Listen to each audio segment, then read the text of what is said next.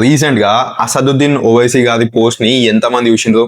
పవిత్రమైన గంగా నది మీద మందు కొడుతూ పార్టీ వేసుకుంటున్నా కూడా ఎవరి రిలీజియస్ ఫీలింగ్స్ హర్ట్ అవ్వట్లేదా? మన సిస్టమ్ లో ఉన్న ఈ డార్క్ హైపోక్రసీ, ఈ డబుల్ స్టాండర్డ్స్ తెలిస్తే మీ మైండ్ బ్లాక్ అవ్వడం పక్కా.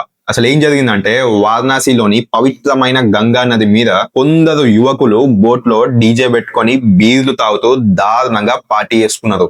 ఈ వీడియో వైరల్ అవ్వడంతో ఓవైసీ గారు సిస్టమ్ ని డైరెక్ట్ గా క్వశ్చన్ చేసిండు. అసలు లాజిక్ ఆలోచించండి.